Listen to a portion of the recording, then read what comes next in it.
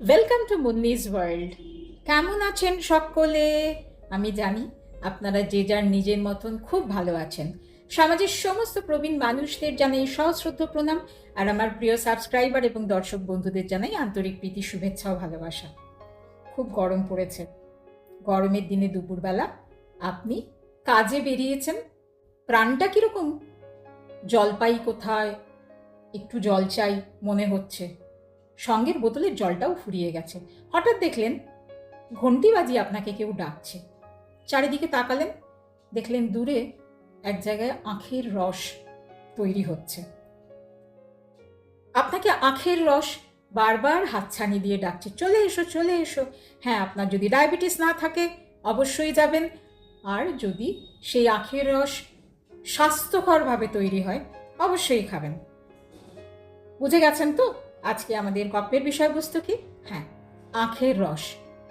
আপনাদের একটু ভুরু কুচকে গেল, আখের রস খেতে বলছেন? আখ খেতে দোষ কি?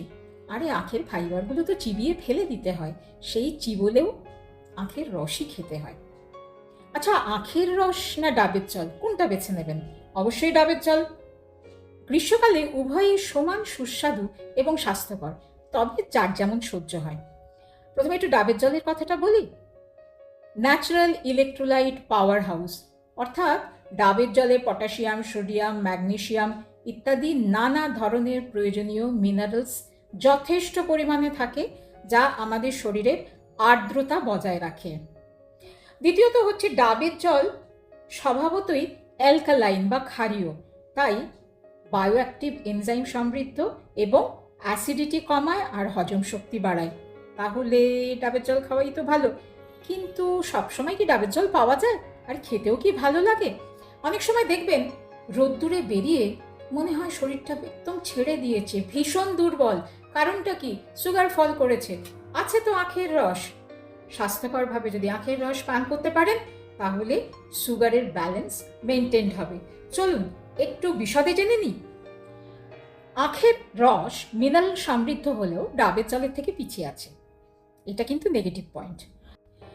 আখের রসে থাকা সুক্রোজ খুব তাড়াতাড়ি রক্তে মিশে যায়, ফলে তাৎক্ষণিক শক্তি দেয় এবং ক্লান্তি দূর করে। লিভারকে ডিটক্স করে, অর্থাৎ লিভারকে শোধন করে, পিত্তরসের ভারসাম্য বজায় রাখে, তাহলে লিভারের জন্য অত্যন্ত উপকারী। তাই জন্ডিস হলে বা জন্ডিসের পরে যদি ডায়াবেটিস না থাকে তাহলে চিকিৎসকরা অনেক সময় আখ খেতে পরামর্শ দেন। পটাশিয়াম সমৃদ্ধ আখের রস অ্যাসিডিটি কমিয়ে দেয়, হজম শক্তি বাড়ায়, কনস্টিপেশন বা কোষ্ঠকাঠিন্য প্রতিরোধ করে। এটি কিন্তু প্রাকৃতিক ডাইইউরেটিক, অর্থাৎ যাদের বারে বারে মূত্রনালীতে সংক্রমণ হয়, অর্থাৎ ইউরিনারি ট্র্যাক্টে সংক্রমণ হয়, তারা নিয়মিতভাবে পরিমিত পরিমাণে আখের রস পান করতেই পারেন। কিডনিতে পাথর হওয়া প্রতিরোধ করতে পারে আখের রস। আখের রসে থাকা আলফা হাইড্রক্সি অ্যাসিড ব্রণ কমায়, ত্বকের উজ্জ্বলতা বৃদ্ধি করে। ক্যালসিয়াম ও ফসফরাস সমৃদ্ধ, তাই দাঁত ও হাড় মজবুত রাখে এবং দাঁতের এনামেল রক্ষা করে। গ্লাইসেমিক ইন্ডেক্স কম হলেও সুক্রোজ, গ্লুকোজ এবং ফ্রুক্টোজ সমৃদ্ধ, তাই ডায়াবেটিসে নইব চ। এক গ্লাস আখের রসে 12 চা চামচ অর্থাৎ প্রায় 50 গ্রাম পর্যন্ত সুগার থাকে। ফাইবার বাদ দেওয়ার জন্য শরীরে খুব তাড়াতাড়ি এই সুগার শোষিত হয়। গ্লাইসেমিক ইন্ডেক্স মধ্যম প্রকার, অর্থাৎ 43 থেকে 50-এর মধ্যে হলেও গ্লাইসেমিক লোড কিন্তু অনেক বেশি, তাই একটু ভেবে চিনতে মধ্যবয়স্ক বা প্রবীণ বয়সের মানুষরা, যদি ডায়াবেটিস না থাকে, যদি প্রি ডায়াবেটিক না হন, তাহলে আখের রস অবশ্যই পান করতে পারেন। ভিডিওটা ছোট্ট হলেও অত্যন্ত প্রয়োজনীয়।